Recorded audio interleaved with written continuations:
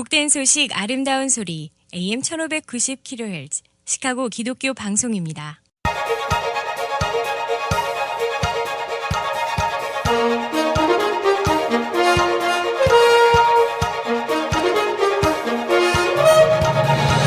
김정일 해설위원의 시사 해설. 세상을 넓게 봅니다. 삶의 지평이 넓어집니다.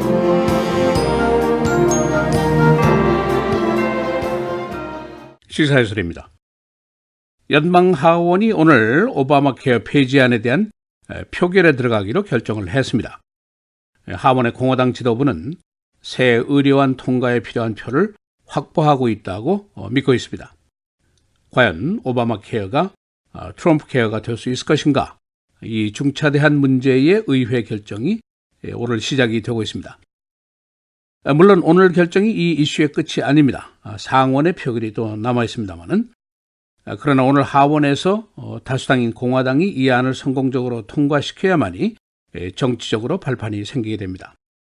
지금까지 공화당 다수 의회고 공화당 대통령이면서도 7년 동안의 폐지를 부르짖어온 이 안의 통과에 공화당이 2번이나 실패를 했습니다.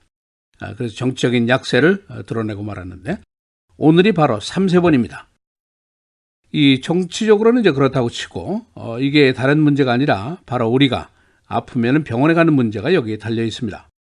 미국의 이 엄청난 의료비를 보험에서 커버해 주지 않으면 아픈 사람이 어떻게 되느냐, 파산을 하든지 죽는 수밖에 없습니다.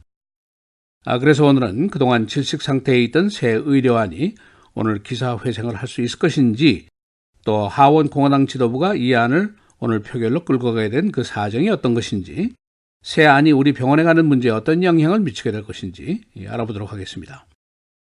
이 트럼프 케어가 의회 통과에 어려움을 겪었던 이유가 두 가지입니다.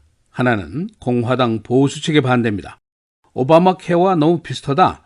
국가가 개인의 건강 문제를 다 책임질 수 없지 않느냐. 이건 개인의 책임이다. 그런 주장입니다. 또 다른 하나는 공화당 온건 측의 반대입니다. 국가가 개인의 건강 문제를 너무 소홀히 하고 있다. 개인의 건강 문제가 결국 국가의 문제인데, 무보험자를 양산한다든가 보험료를 올린다든가 결국 누구의 문제가 될 것이냐, 그런 주장입니다. 그래서 공화당 지도부가 고심고심 끝에 개정안을 내놓았습니다. 그런데 그 개정안 문제의 중심에 뭐가 있느냐? Pre-existing condition이라는 문제가 있습니다. 사전 질병자라고 이제 번역을 할 수가 있겠죠. 보험을 가입하기 전에 이미 질병을 갖고 있던 사람을 보험에서 커버해 주느냐 안 해주느냐, 이 문제입니다. 예를 들어서 암이 있었다든가 당, 고혈압, 천식, 심지어는 임신, 출산, 이런 문제들인데, 공화당 온건 측에서는 pre-existing 문제를 해결하자 하는 주장입니다. 그 이유가 있는데, 우선 그 숫자가 만만치가 않습니다. 약 5천만 명에서 1억 명 정도가 될 수 있습니다. 만일 이 사람들을 보험에서 내치게 되면 사실상 국민보건 문제는 해결이 되지 않습니다. 또 한 가지, 공화당 지도부가 pre-existing condition을 커버한다고 얘기를 했는데, 그러나 주정부라든가 보험사라든가 또는 병원 측에서 치료비를 올린다든가 보험료를 인상하면 어떡하느냐. 그래서 온건 측이 여기에 반대를 해왔습니다. 또 한 가지는 이게 오바마 케어에 들어있는 인기 종목입니다. 바로 pre-existing condition을 커버해 준다. 이것이 최고의 그 인기 종목인데, 여론조사를 해보니까 국민들의 절대적인 지지를 얻고 있습니다. 이게 무슨 문제인가? 2018년도에 선거에 나가려면 투표인들의 비율을 거스를 수가 없습니다. 그래서 공화당 지도부가 궁여지책으로 내놓은 개정안이 있는데, 이 개정안은 80억 달러의 특별 기금을 만들어서 사전 질병자를 치료해 주도록 보조해 주자, 이런 안입니다. 그렇게 되면은 이 사전 질병 문제가 해결될 것이 아니냐, 그런 주장이죠. 그러나 여기에도 또 미심쩍은 부분이 있습니다. 첫째는 이 80억 달러라는 돈 가지고 충분하지가 않다 하는 주장이고, 또 한 가지는 이 기한이 5년인데 5년 지나면 어떻게 할 것이냐, 그런 문제가 있고, 또 하나는 그 CBO, 의회 예산국의 분석도 아직 나오지 않았지 않느냐, 그런 질문입니다. 이 분석이 이제 가장 비정당적인 연구조사인데, 이런 의문들이 제기가 되고 있습니다. 그러나 지금까지 새 의료안에 반기를 들었던 의원들 중에 여러 명이 마음을 바꿨습니다. 지지하겠다 하고 마음을 바꿨습니다. 우선 명분상으로 pre-existing condition 문제 해결을 시도하고 있으니까 명분이 생긴 겁니다. 그래서 오늘 표결에 붙여지게 됐습니다. 만일 오늘 표결에서 성공을 하지 못하면은 의회가 주말에 휴회에 들어가게 됩니다. 그러니까 김이 빠지게 됩니다. 그래서 공화당 원내 총무는 통과에 충분한 표가 있다 하고 자신감을 피력하고 있습니다. 통과선이 216표입니다. 공화당 의원 중에 반대가 22명 이하여야 합니다. 그런데 지금 언론들의 표 계산을 보면은 반대하는 의원이 20명입니다. 그리고 문제가 되는 지역이 뭐냐면은 미결정 지역입니다. 여기에 35명의 의원이 들어가 있습니다. 만일 미결정 중에서 오늘 표결에 나서서 2명이 반대쪽으로 빠지면은 트럼프 케어는 세 번째로 실패를 하게 됩니다. 그러나 만일 모두 찬성을 하게 되면은 하원 통과가 가능하게 되고 그러면 이제 상원으로 가게 됩니다. 상원에서는 사정이 조금 더 어려운 것으로 지금 예상이 나오고 있습니다. 어제까지 화이트하우스가 총비상 상태에 들어가 있었습니다. 오늘 하원 표결을 앞두고 마이크 펜스 부통령이 아예 의회로 자리를 옮겼고 화이트하우스 측의 주요 보좌관들도 반대 의원들의 설득을 위해서 그야말로 all court pressing 작전에 나서 있었습니다. 이 트럼프 대통령으로서도 사실은 절박한 문제죠.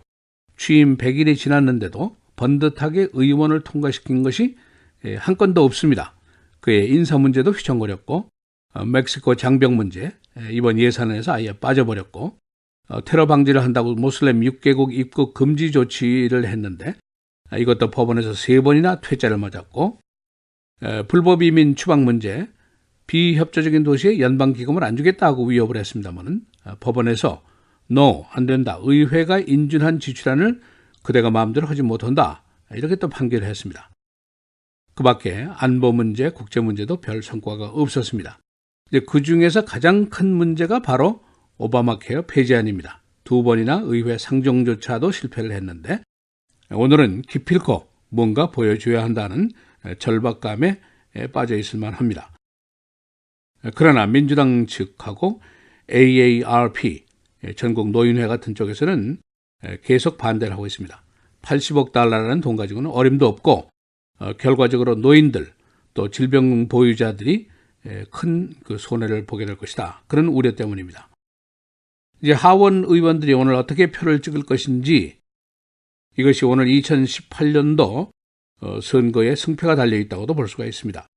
그래서 오늘 아침에 언론들이 찬성하는 의원은 누군지, 반대는 누군지, 엉거주춤하는 의원은 누군지, 또 변심을 한 의원들은 누군지 이 의원들의 이름을 일일이 빠짐없이 공개를 하고 있습니다. 시사해설 김정일입니다.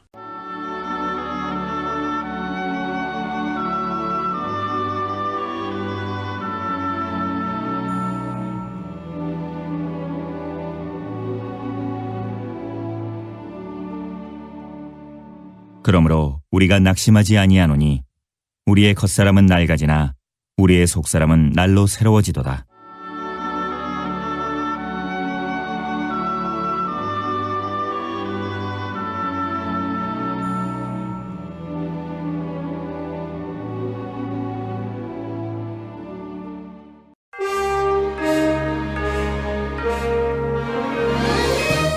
헤드라인 뉴스입니다.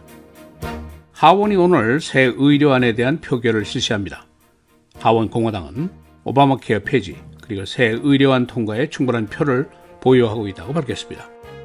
새 의료 개정안은 pre-existing condition cover를 위해서 80억 달러를 보조하도록 규정하고 있습니다. FBI의 힐러리 클린턴 이메일 수사에 대한 상원 청문회에서 FBI 국장은 자신의 결정을 옹호했습니다. 제임스 코미 국장은 어제 만일 자신이 재수사 사실을 밝히지 않았다면 정치적으로 큰 재난이 초래됐을 것이라고 그 정당성을 주장했습니다. 미국에서 하루에 청소년 총기 사건이 평균 16건이나 발생하고 있습니다. 2012년 총계가 6,000건입니다. 소수계, 빈곤층의 남자 청소년 피해가 제일 큽니다. 전체적으로는 4분 44초마다 한 건씩 총기 사건이 발생하고 있습니다. 1년 총계가 11만 1,000건입니다. 영국의 프린스 필립이 공개 활동을 오는 9월부터 중단합니다. 금년 95세 고령 때문입니다. 그는 엘리자베스 여왕 즉위 후 65년 동안 여왕을 보좌해왔습니다. 여왕은 금년도에 91세입니다. 중서부 지방의 홍수 피해가 계속되고 있습니다. 오늘도 곳에 따라서 2인치 이상의 비가 예상되고 있습니다. 일리노이, 미주리 그리고 아칸사 지역의 일부 강들이 범람을 하고 있습니다. 미주리에서는 홍수로 5명이 사망했습니다. 오바마 대통령 도서관 디자인이 어제 처음으로 공개되었습니다. 박물관 그리고 교육관 등으로 구성된 도서관은 대지 22만 5천 스퀘어풋 위에 세워지게 됩니다. 예산은 5억 달러, 완공은 2021년입니다. 경찰관을 쏜 괴한의 총이 군용 라이플이었습니다. 시카고 경찰은 용의자 3명을 체포하고 관련자들을 더 추적하고 있습니다. 최근 시카고 갱들의 군용 라이플 사용이 계속 증가하고 있습니다. 네이퍼빌 여인이 텍사스 대학 내 칼부림 폭행 사건 피해자를 살렸습니다. 레오나 디 아모르, 해군 의무병 출신입니다.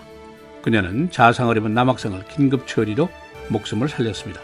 아모르는 이 대학에 재학 중인 딸을 방문하고 있었습니다. 오늘 날씨 대체로 흐리고 한때 비 48도, 금요일 토요일 계속해서 흐리고 최고 기온은 각각 51도입니다. 주일 월요일 말씀입니다. 주일의 최고는 52도, 월요일은 57도입니다.